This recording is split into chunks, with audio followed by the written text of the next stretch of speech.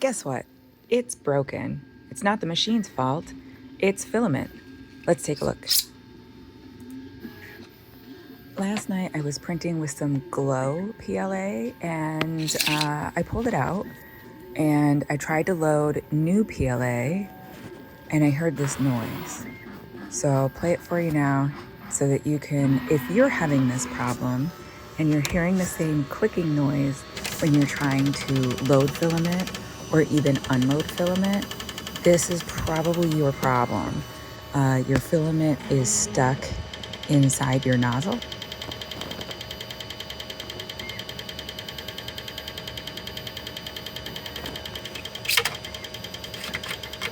So right there, you can see the extruder is moving, but all it's doing is making a clicking noise.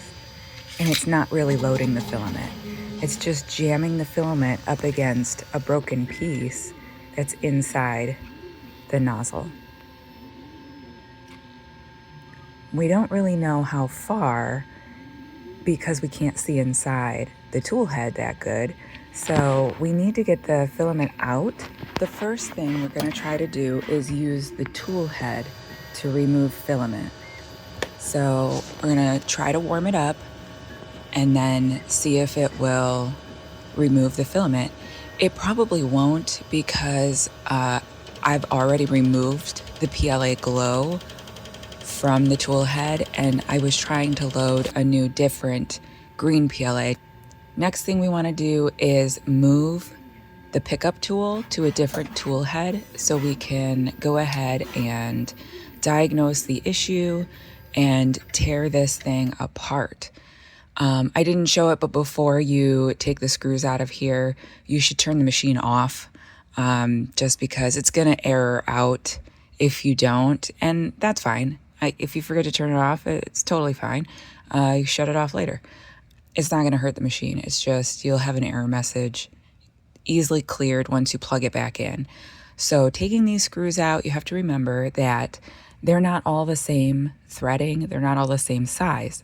So make sure you have a system of organization for your screws. As you take them off, put them in a specific order, in a specific place that is not going to get knocked around and mixed up. Trust me on this one. Okay, with the data cable out of the way, we can go ahead and remove the tool head and take it somewhere more comfortable to disassemble and work on.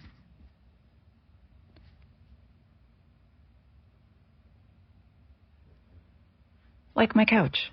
Here we go. Just pull that back cover off. It's just got little snap clips that hold it on, little tension clips, easily removable. First thing you want to do is loosen the cables from the cable clips so that this cable is nice and loose. And then find something that you can push up on this tiny little tab. I was using one of the Allen tools. Just push up on it, and then you can pull at the same time. You have to hold the pressure up on this tiny little tab, and then while you're holding the pressure up, pull out on it.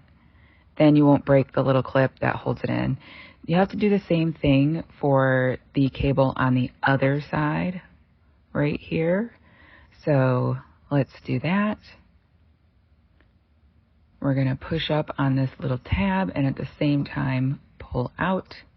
Once you have them loose, you can take any remaining clips off. There you go. You just move it around until it's away from the clips and loose. Now we can take off the two hot end screws. The wiki, the Snapmaker wiki for removing the hot end says just to remove these two screws. But as you can see, I'm stuck. What do we do now? We have to disassemble a lot more.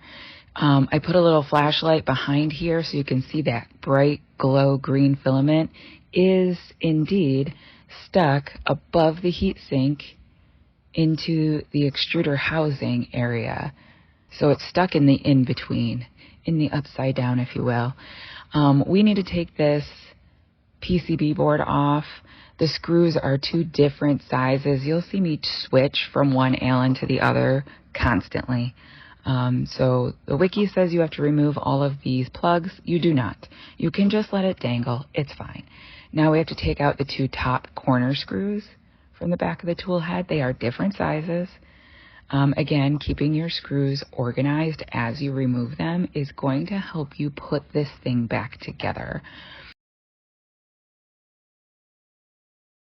There's a tiny little screw here next to the fan, so we have to remove that. And there's one last screw over here on this side of the hot end. We have to remove that. And now our extruder will be free. So I will be able to slide this hot end out no matter what.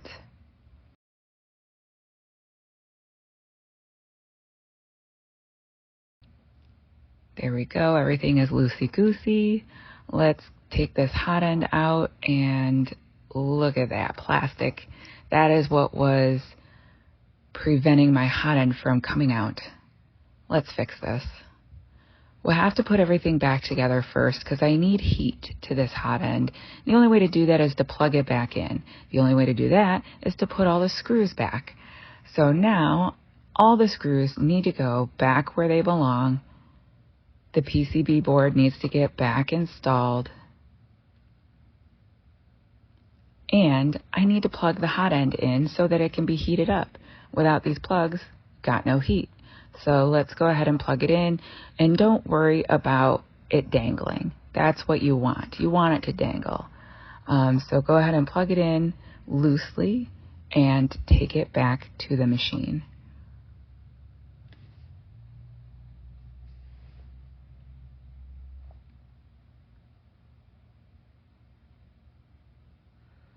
All right, now back at the machine, we're going to put the data cable back on, put your 3 screws back in, and we're not going to be able to pick and park this because it's not assembled.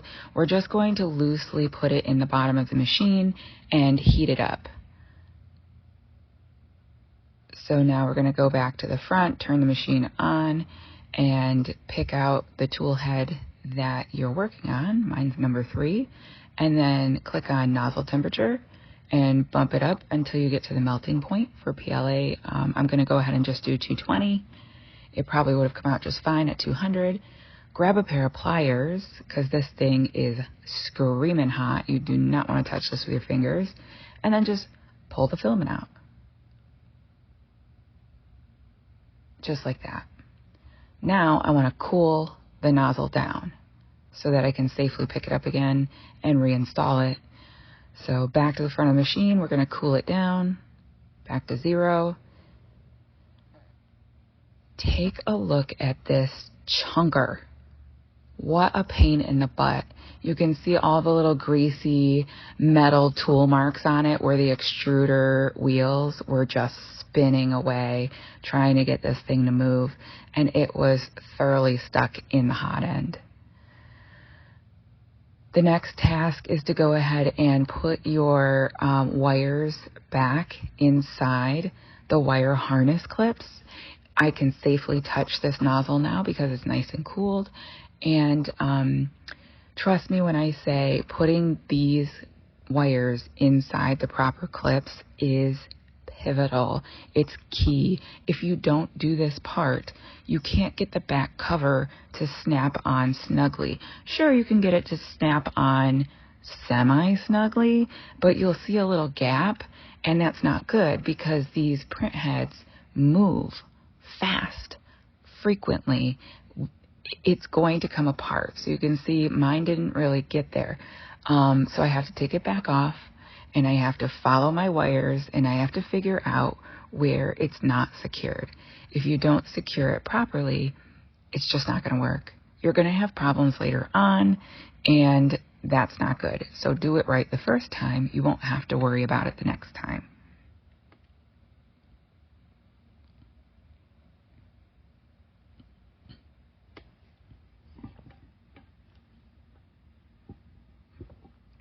Sometimes as you're touching it, you'll see it will loosen from a previous spot that you had secured, and it's such a pain in the butt, but trust me, it's worth it.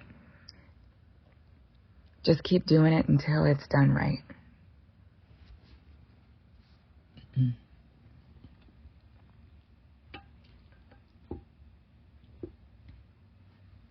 All right, I finally got it snapped on, nice and snug, no gaps, everything looks great. It's time to put this back. So when you're putting your tool head back, make sure that the little red tab back here is not red anymore. So mount it and then slide it over till the magnets catch and it clips on, and just inspect and make sure it looks like the other tool heads.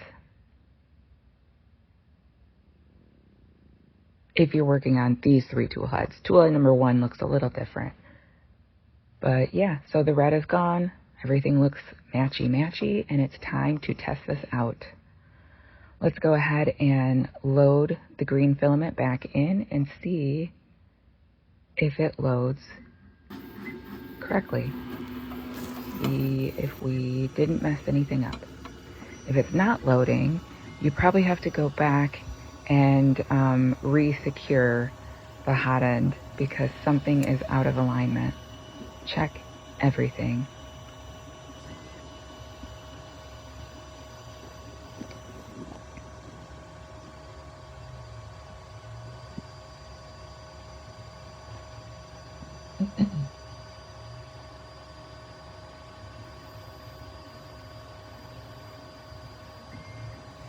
Just waiting for this thing to heat up. Oh, listen to that. Can't hear anything at all. That's great. Now, true test. Let's see if it is extruding.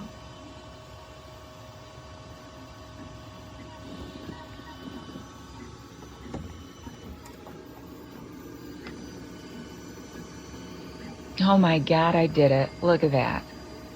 Baby's first poop. Aw. Not really. Look, the poop bucket's full. Yeah, so, I mean, this wasn't hard. As you could see, it's patience is key, right? Let's go ahead and don't rush and print something. Good God, you just took that thing off and moved it all over the place. Recalibrate the position. If you don't do this before you go and print something, you're not going to be a happy camper. So let's go ahead and print now that I've done my calibration, and turn on the auto level because again, we moved everything around. So our level might be off a little bit. Doesn't hurt, just run the level. Whoo, I did it. If I can do this, you can do this. It's just turning screws. You know what to do. Subscribe if you want more.